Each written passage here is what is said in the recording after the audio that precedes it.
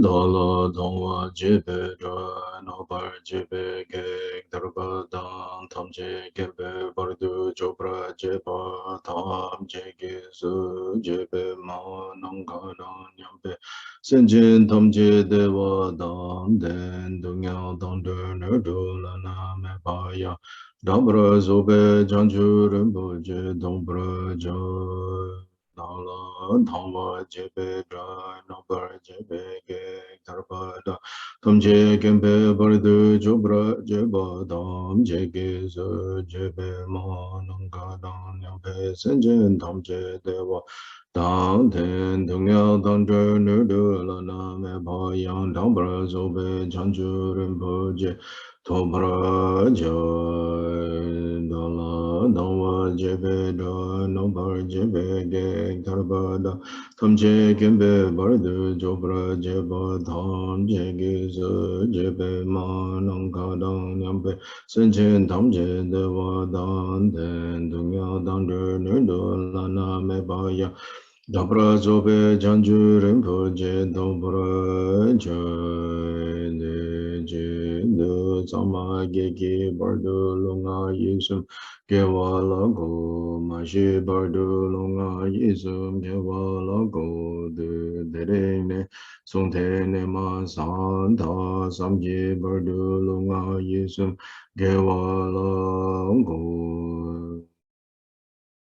Sonje Jodan Soke Jonam La Chanchu Bardu Dani Kyamsu Chi Dagi Jinsu Gebe Sonan Ki Dula Penche Sanje Dubra Shu Sanje Choda Soke Jonam La Chanchu Bardu Dani Kyamsu Chi Dagi Jinsu Gebe Sonan Ki Dula Penche Sanje Dubra Shu Sanje Choda Soke Jonam La Chanchu Bardu Dani Kyamsu Chi Dagi Jinsu Gebe Sonam Ki Drola Penchir Sanje Drubra Ju Mahona Kadam Yampe Senjen Tamche Deva Dang Dewe Gildan Dembra Gilji Dunyao Dang Dunyao Ji Gildan Drava Gilji Dunya Mebe Deva Dame Drava Gilji Neding Chadang Nidang Drava Tang Yong La Nabra Gyuju Mahanang Kadang Nyampe Senjen Tamche Dewa Tang Dewe Gyudan Dembra Gyuju Dunyao Dan Dunyao Gi Gyudan Dewa Gyuju Dunyao Mebe Dewa Dame Dewa Gyuju Neding Chadang Nidang Dewa Tang Nyong La Nabra Gyuju Mahanang Kadang Nyampe Senjen Tamche Dewa Tang Deve Gindan Dembra Gyurji, Dungyao Dang Dungyao Gi Gyudan Drawa Gyurji, Dungyao Mepe Dewa Dame Drawa Gyurji, Neding Chada Nidan Drawa, Danyo La Nebra Gyurji.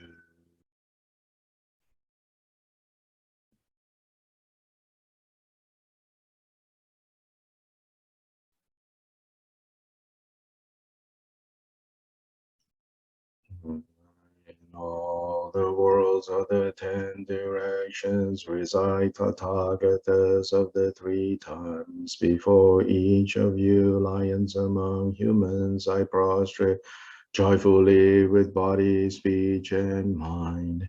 By the power of this aspiration to noble deeds, all conquerors appear vividly in my mind.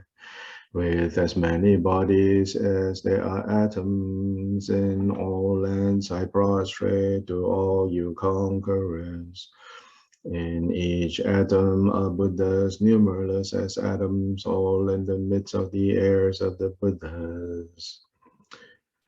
Thus I conceive of this Dharma Dhatu as completely filled with you conquerors in this way.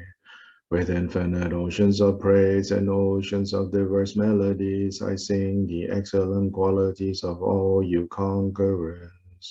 and praise all of you gone to bliss, with the best flowers and best garlands, best music, ointments, and excellent parasols, finest lamps, and superior incense, I offer to you, conquerors. With excellent garments and best fragrances, and sandalwood powder heap high as Mount Meru, all wondrous offerings perfectly arranged, I offer to you, conquerors. These vast and unequal offerings to each and every one of you, conquerors, with the power of conviction and noble deeds, I prostrate and offer to all you, conquerors. All the harmful deeds that I have done with my body, speech, and mind under the power of desire, hatred, and ignorance, I confess each and every one of them. I rejoice in all the meritorious deeds of all conquerors in the 10 directions and the heirs of the Buddhas. Solitary realizers, hearers still in training and beyond, and all wandering beings. You who are lamps of the worlds of the 10 directions, who have unobstructedly attained Buddhahood through the stages of Bodhi. All you who are my protectors, please turn the unexhaled wheel of Dharma.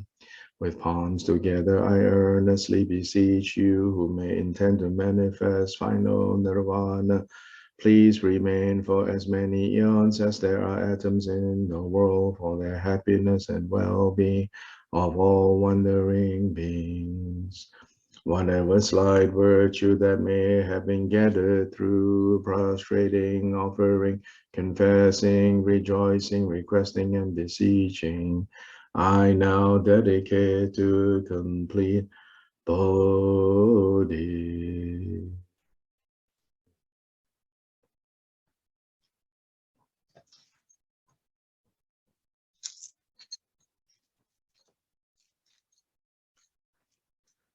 This ground sprinkled with scented waters and strewn with flowers, adorned with the supreme mountain, 4 continents, sun and moon, I visualize as a Buddha land and offer it.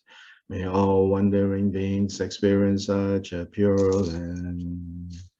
To the Gurus who possess the 3 kayas, I offer the outer, inner, secret, and thusness offerings.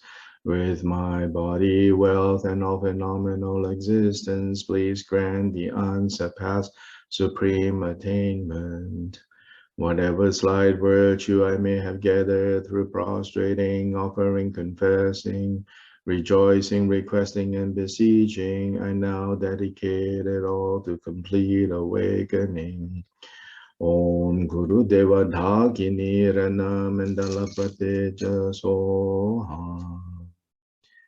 Please turn the wheel of Dharma of the greater, lesser, and common vehicles in accordance with the dispositions and mental capacities of sentient beings.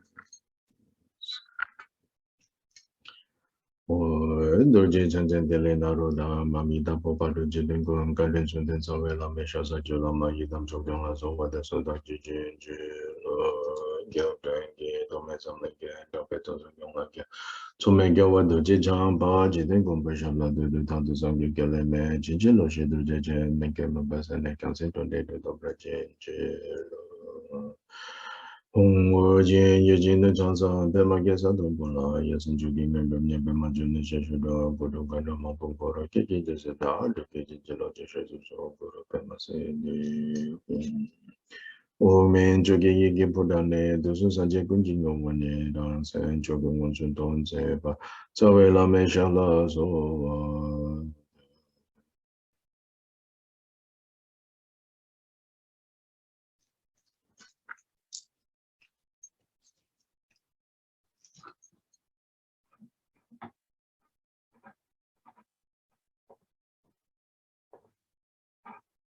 Good morning to all of you. So just to clarify, all that light is not coming from my head. So it's just a reflection from outside.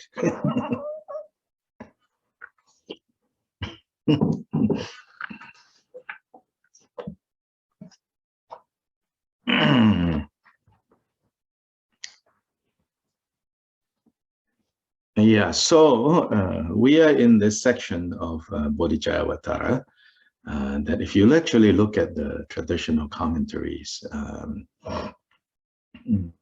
the commentaries do their best, to kind of talk about these stanzas, these verses here, because Shantideva is engaging, two systems of belief that were common in ancient India.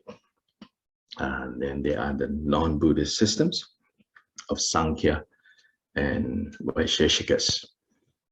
So far, we have looked at his response to the Sankhya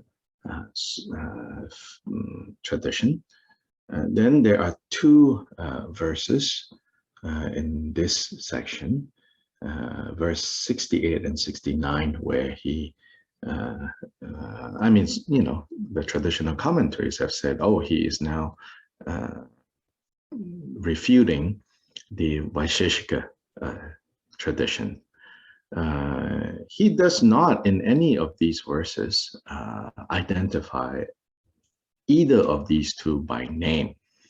Presumably, when he starts using some of the vocabulary in these verses here, his audience being very educated, so you have to remember that. And these are, like you could say, philosophy department of Nalanda University. That was his audience, right? And so the minute he used this vocabulary, they know that, now he's talking about the Sankhya, now he's talking about the Vaisheshikas. But nowhere in these verses does he identify them by name. And so in some ways now, for us, it has become rather challenging, also cryptic, we don't quite fully grasp certain vocabulary that he uses, the kind of deeper significance of this vocabulary, which again, his immediate audience would have gotten it easily. Anyway, if we zoom out of the context of Sankhya, Vaisheshika, non-Buddhist systems in ancient India, we can say that in this section, he is responding to the issue of consciousness.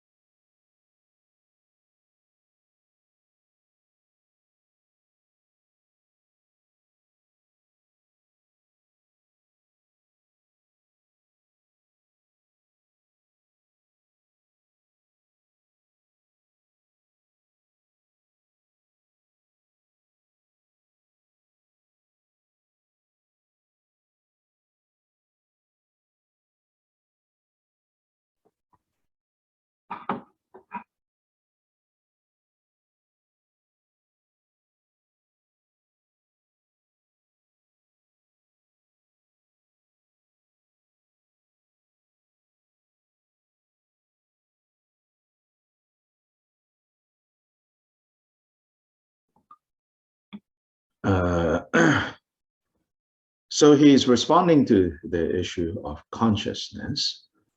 by saying basically, if you think that consciousness is this unchanging, immutable, permanent self, then you are mistaken.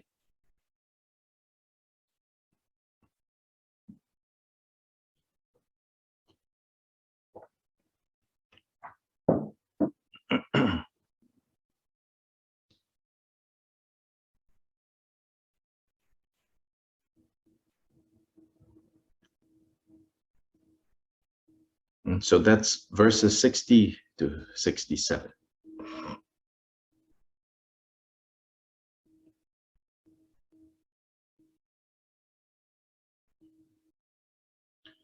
Briefly, according to Shantideva, in the Sankhya system, they divide everything that exists in this world into two types of things, they say. Two types of kind of ultimately existing things. One is consciousness, and the other is matter. You could call it that, matter.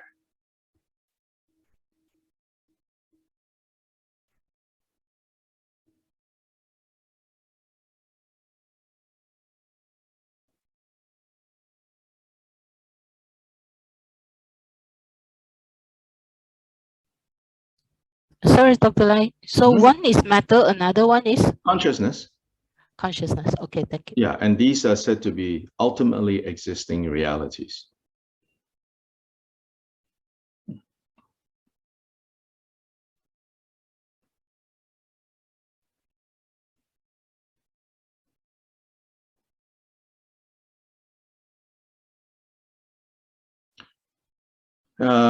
And through the interaction between these two types of things, these two types of ultimately truly existing things, or types of things, then all kinds of non-ultimately existing untrue things emerge, according to Sankhya. Well, according to Shantideva's kind of brief summary of Sankhya.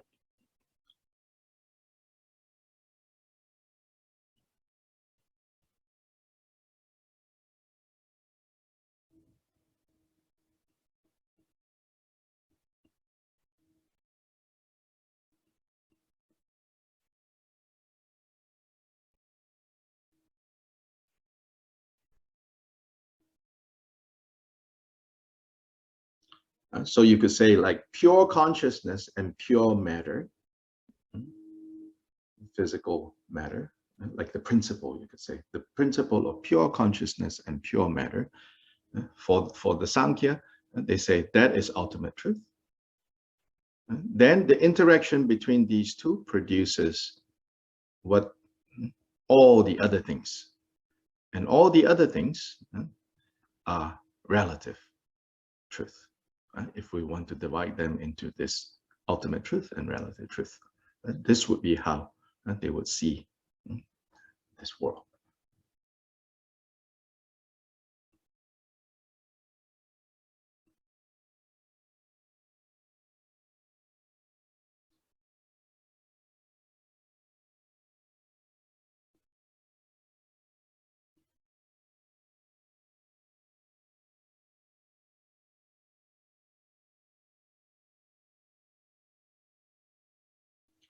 So in verse 64, there is mention of pain, neutrality, and pleasure, the translation that I'm using here.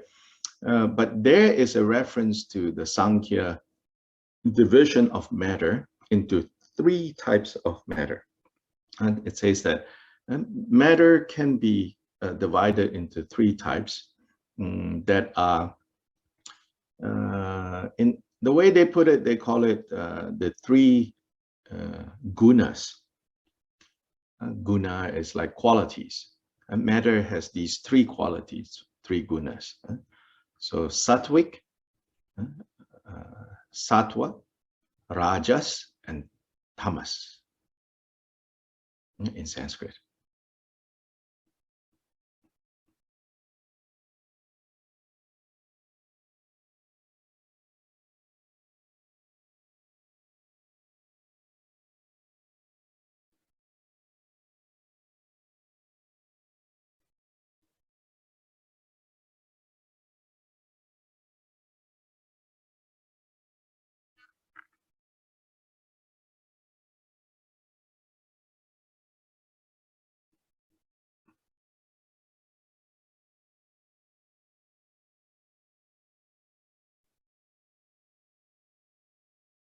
Sattvic is, or sattva, sattva is the pure and the neutral. Then rajas is the, here rajas will correspond to, in verse 64, pain, and also like active, kind of energetic, even I mean active, energetic, not in the positive sense, but like impatience, anger, all that is rajasic or rajas. And then tamas is dull, heavy, lazy, pleasure.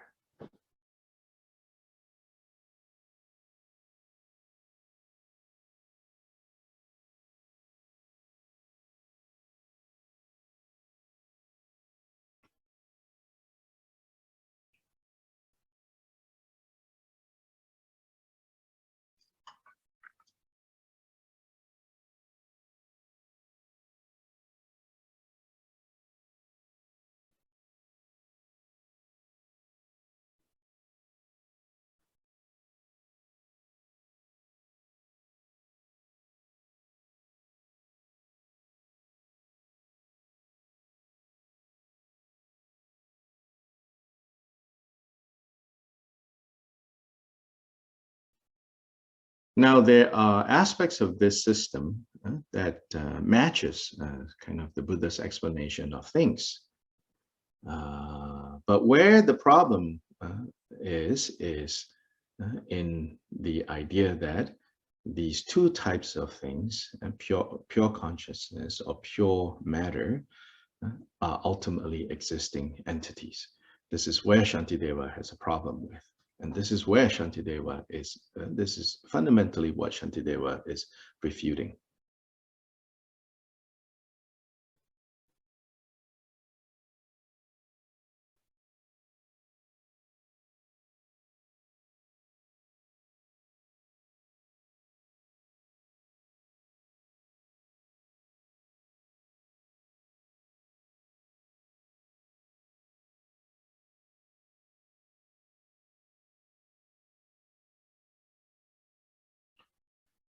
So the three gunas, like very much resembles, the three poisons.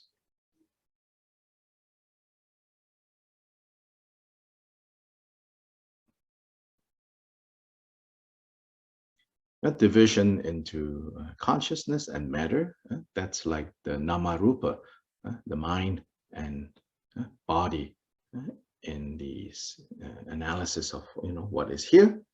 Yeah.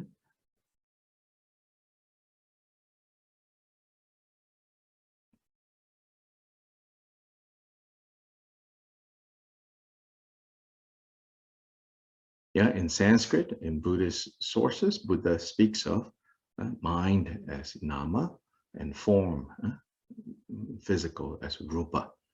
In the Sankhya system, their vocabulary is purusha, meaning the person, and prakriti, like matter.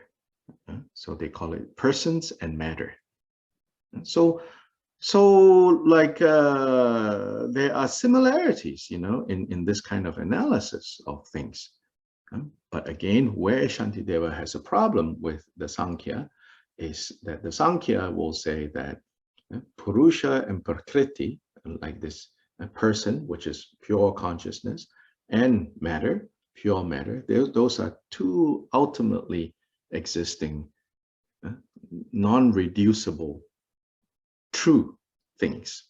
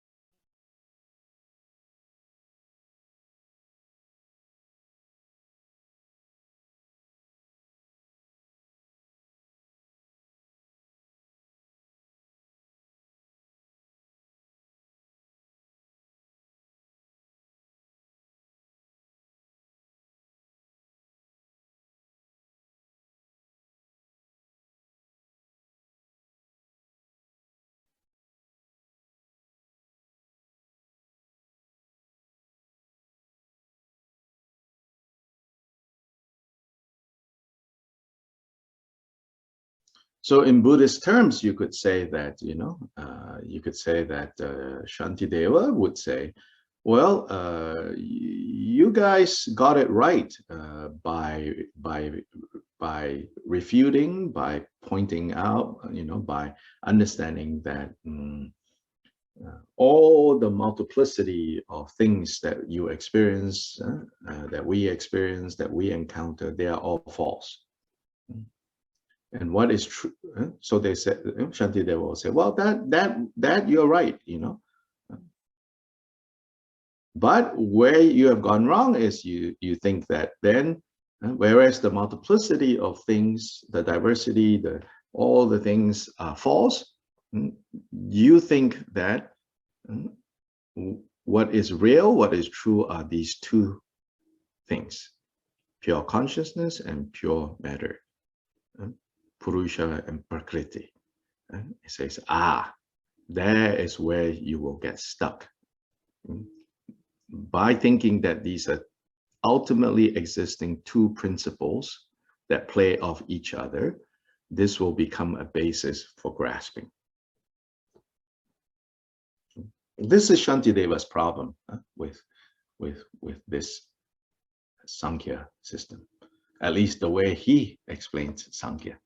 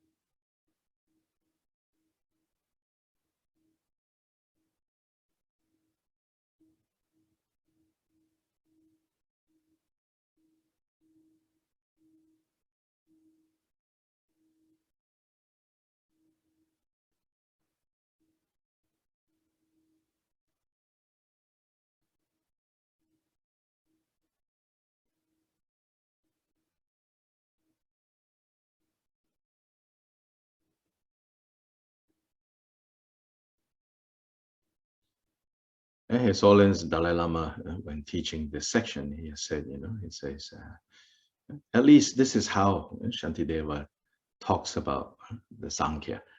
His Holiness said, very likely if you talk to Sankhya experts today, they will say, no, that's not how we understand it.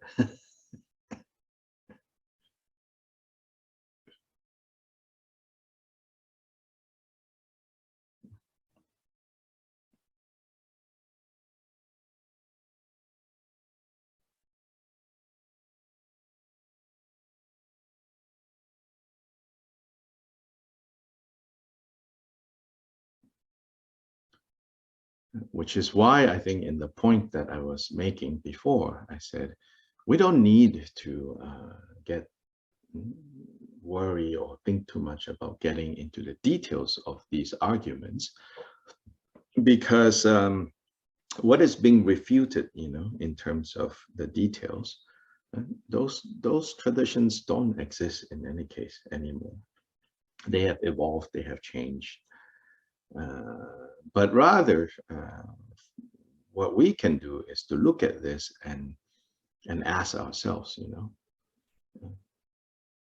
are we practicing, or in our practice, either in the studying or in the reflecting or in the meditating, do we find ourselves sometimes, directly or indirectly thinking that mind, this consciousness, is ultimately real? If we do that, then we have to remember Shantideva's reminder that no, it cannot be. That in fact, mind and matter are interdependent things. So once they're interdependent, one meaning they depend on each other, then they cannot be self-existing. That they exist, dependent on each other.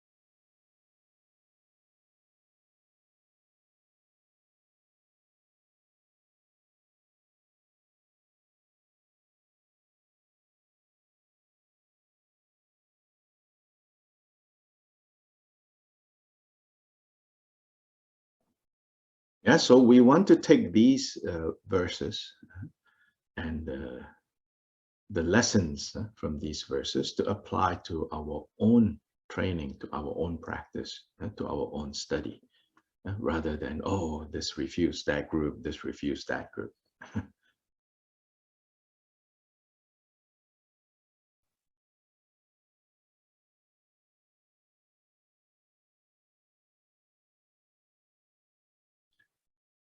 Think of all these groups, all these traditions being refuted as different forms of learned mistaken views that might lurk inside of our own mind, and defeat that.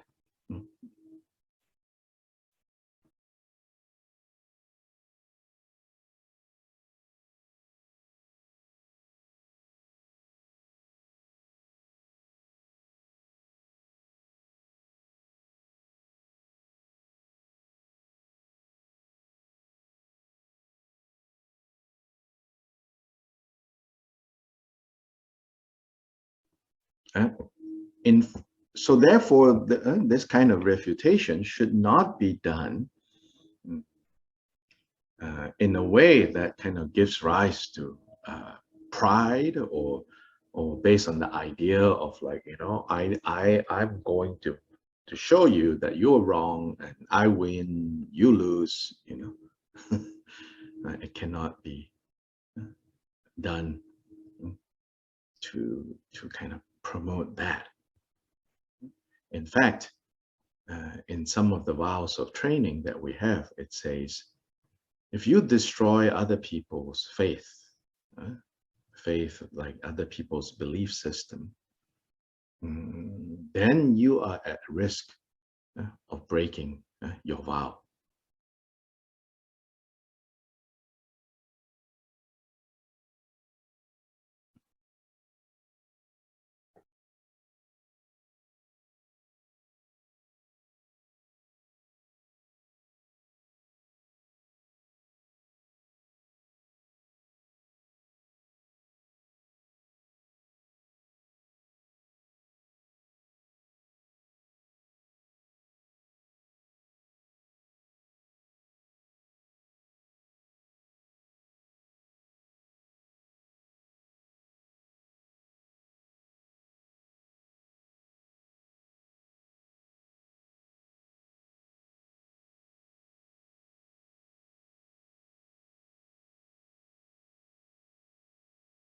So I've said before, like there were times, occasion when in public teachings or in dialogues with other religions, some people have asked the Dalai Lama, like, oh, so can you speak to the Buddhist critique of the belief in an all-powerful supreme being, God?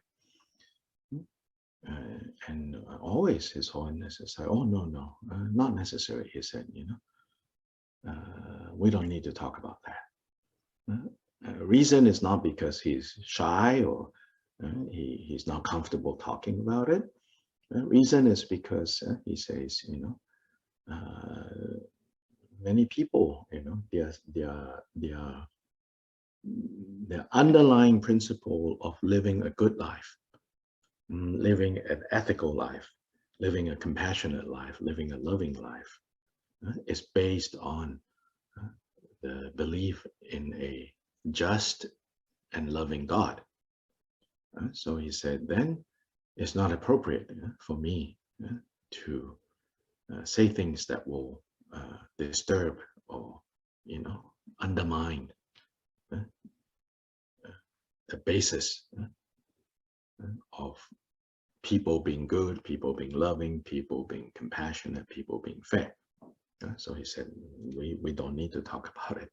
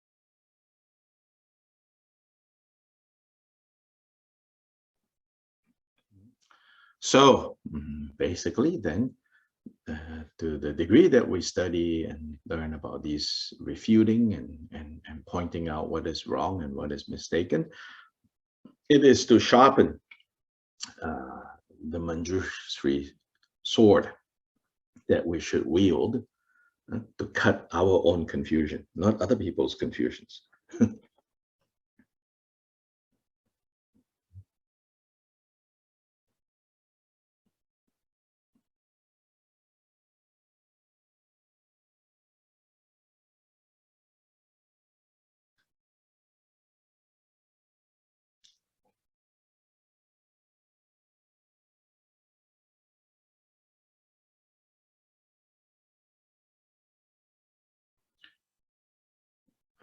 Verses 68, 69 are two verses apparently spoken to refute the Vaisheshika.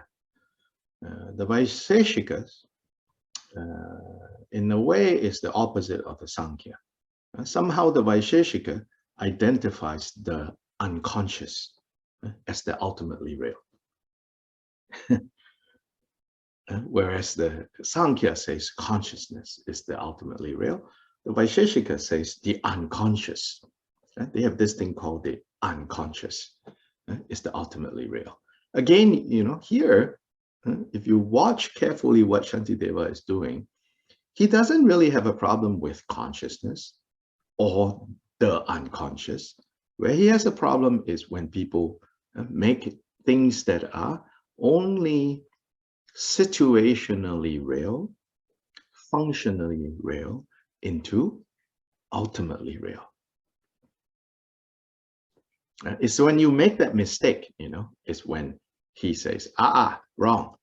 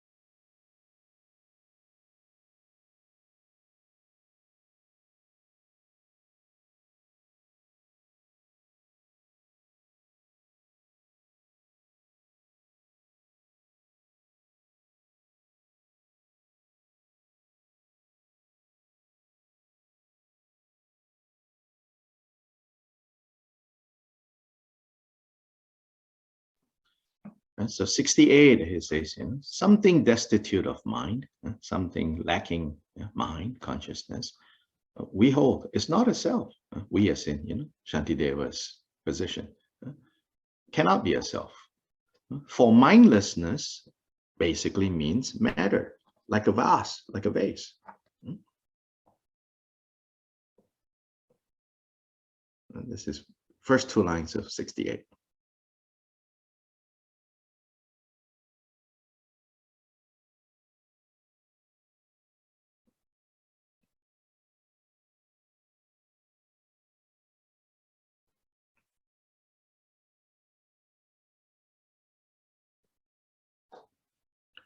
Yeah, if you say that the self is this entity that by itself has no consciousness, then he says, then you're saying, unconsciousness or mindlessness is the self. He says that cannot be, because then it will make that into matter.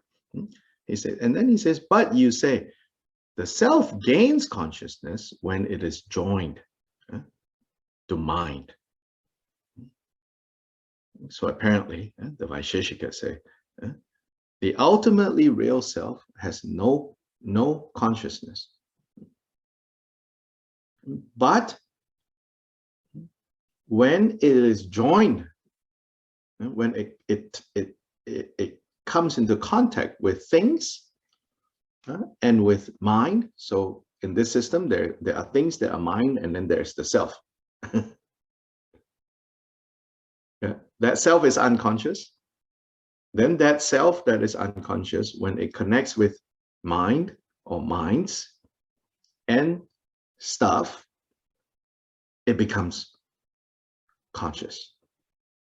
The last line of 68, Shantideva says, well, in that case, you have just dismissed your own claim that this self is unconscious. Now yourself has consciousness.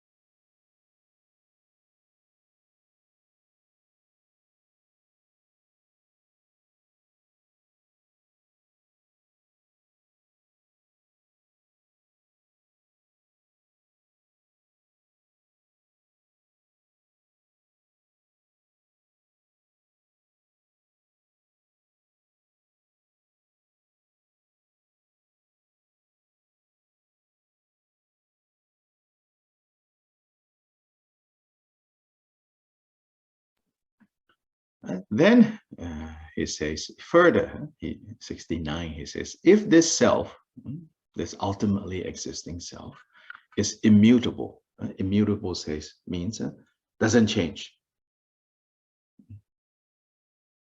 If you say that, which apparently they do, he says, if you say that, then what is this thing that it changes into having consciousness when it comes into contact with mind?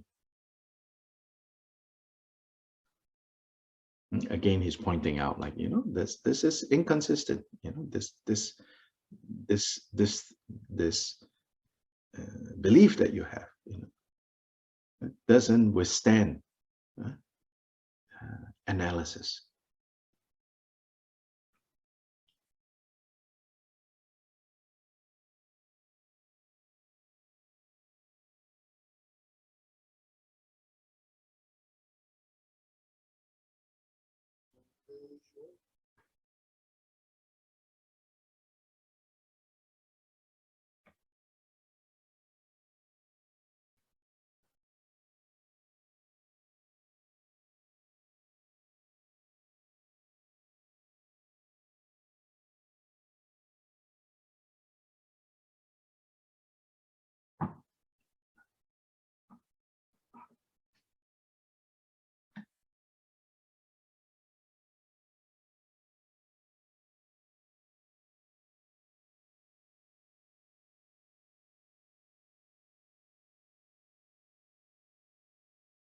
And so when I was looking at in preparation for this, I was looking last night at the commentary. His Holiness the Dalai Lama, for example, has they have published a set of transcripts of teachings that he gave in Europe, I think, on this chapter. The whole program is just chapter 9 of Shantideva, and he was basically using two commentaries, a Gelugpa commentary, which is the tradition that he was trained in primarily, and then he also used Khenpo Kumpel's commentary, which is a Nyingma commentary. So it's called Practicing Wisdom. I think that's the title of that book in English. In this section of the Sankhya and the Vaisheshika, Dalai Lama basically didn't say anything. He just read the verses because, again, those arguments are a little bit, too mysterious for us at this point.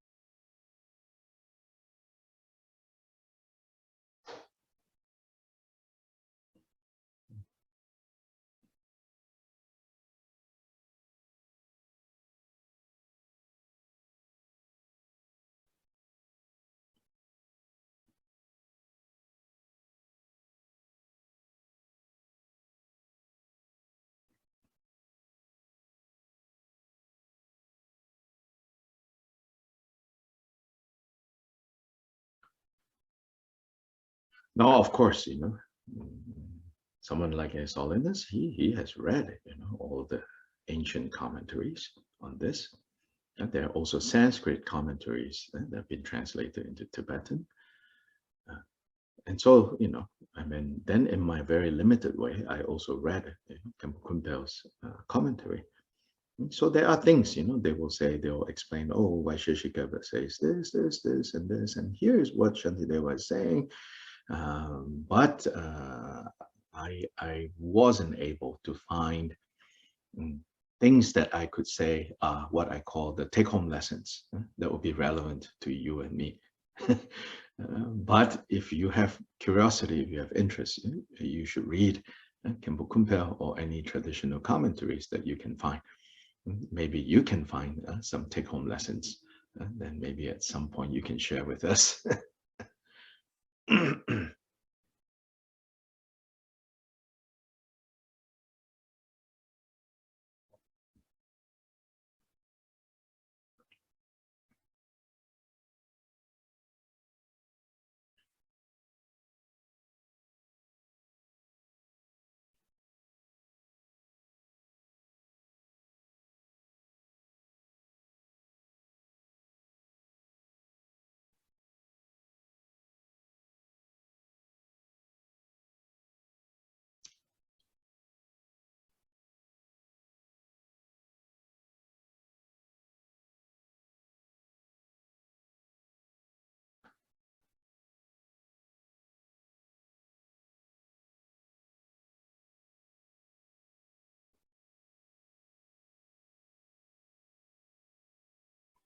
But there is a more general, right? As I've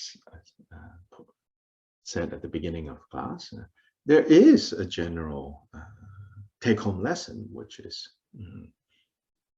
any of ways of thinking, beliefs that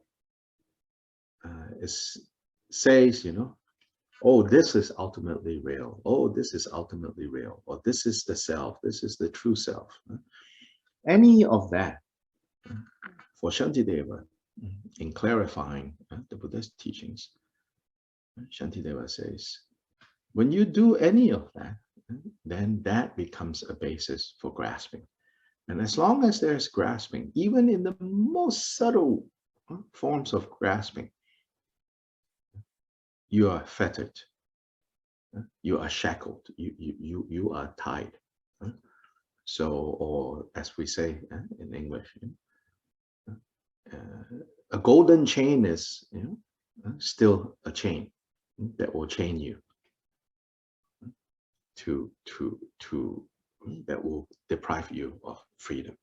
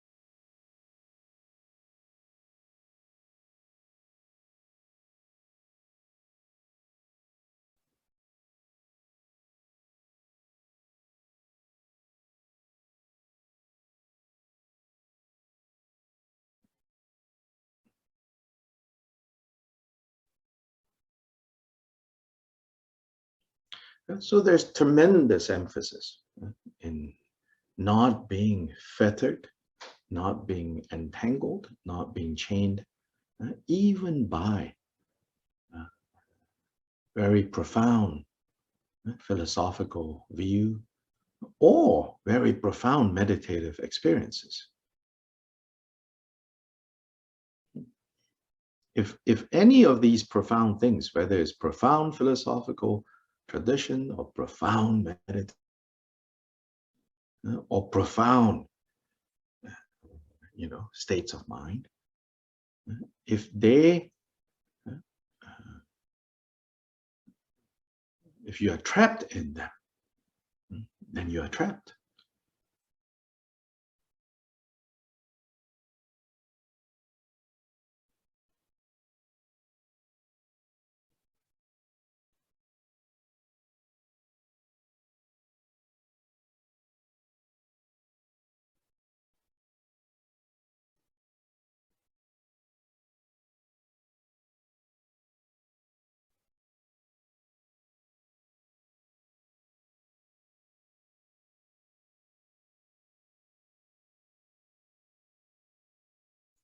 In fact, one of the very, I think many of you know about this teacher, very intelligent and very incisive present day Tibetan teacher, Dzongsa Khyentse Rinpoche, very incisive, and very good with his words and very sharp in his mind. He said, do not, underestimate and do not belittle the positions of Sankhya, for example. He says Sankhya, the Sankhya view is actually very profound, and Sankhya, if you train in that meditation, can take care of so many levels of our confusion. He says when you see Shantideva refuting Sankhya, you should not think, oh, I know better than the Sankhyas. He says, no, if you really practice according to the Sankhya, it can take you to kind of levels of experiences that you never even dream of. They're very profound. So he says, just because Shantideva here is refuting it, that doesn't mean that you can think or disrespect it.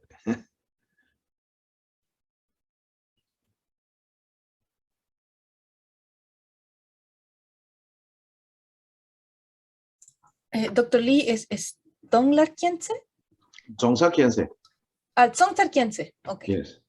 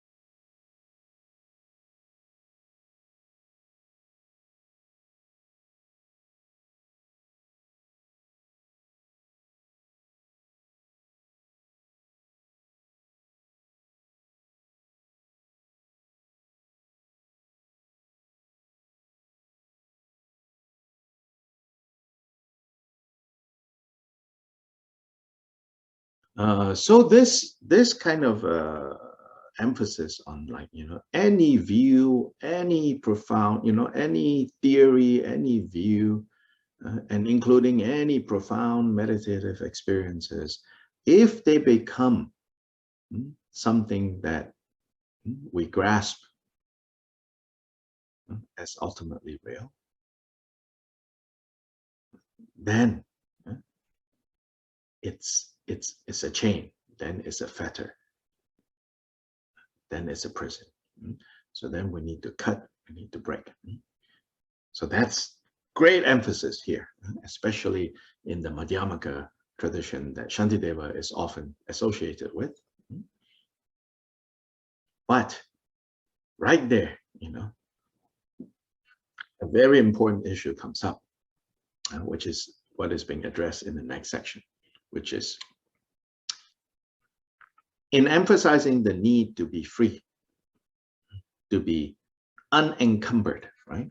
Unfettered, unentangled from any basis of grasping. We are at risk of throwing out a very fundamental teaching of the Buddha, which is cause and effect. So in the next section, it says, if you cut away everything, are we also to cut away this teaching on cause and effect? That's the next issue that Shantideva then switches to kind of explaining his position.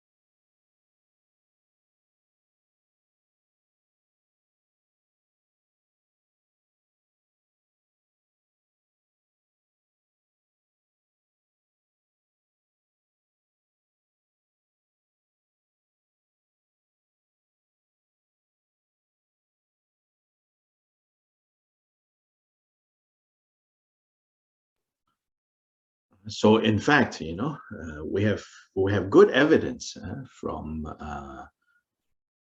both Buddhist and non-Buddhist sources from ancient India that kind of pejoratively, like in an unfriendly way, called Shantideva and his people Shunyavadins. Shunyavadan, meaning like Theravadin, meaning those who follow the Theravadin, like Theravada, right? Theravada means like the way of the elders. It's the name of a particular Buddhist community in ancient India, and continues to this day in Southeast Asia.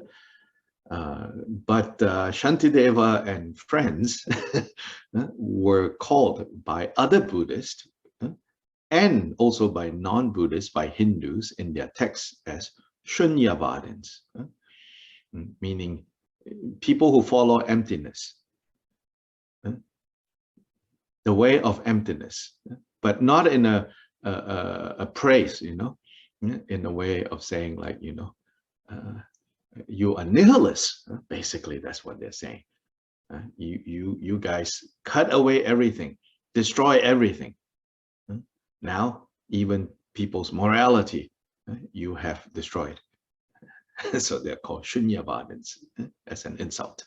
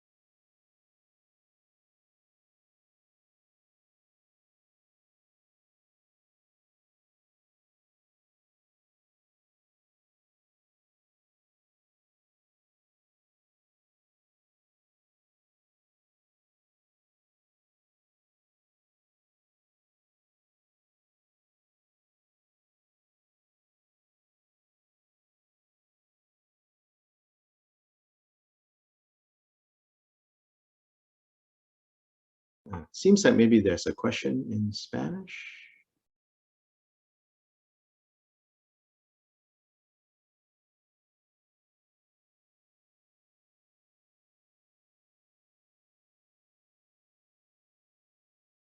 Or maybe accidentally raising hand. Claudia, could you check with?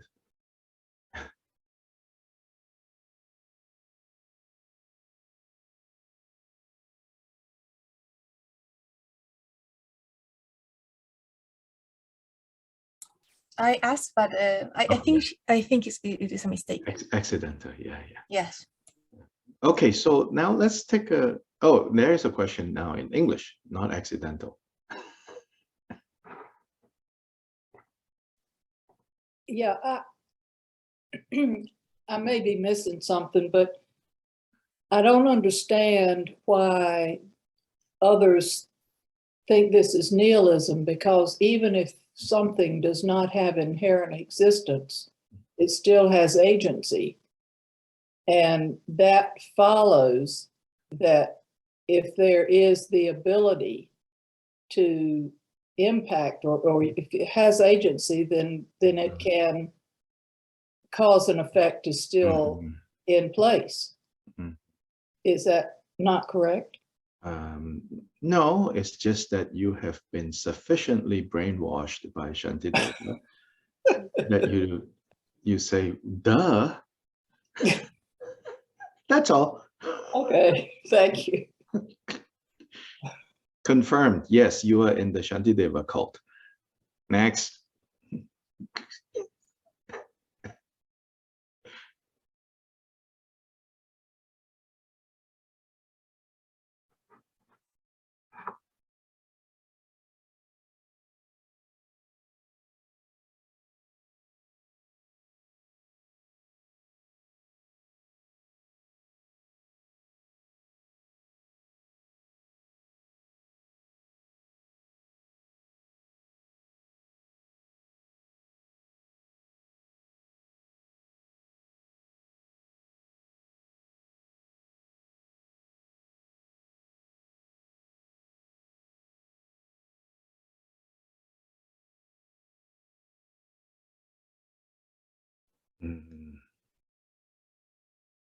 I think the bigger challenge is really kind of like, so it's great, to have kind of intellectually to be clear on how Shantideva's explanation doesn't compromise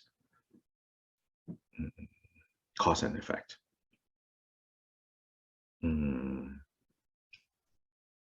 Shantideva's emphasis on you have to cut away any and all basis of grasping, but without cutting away being careful about cause and effect.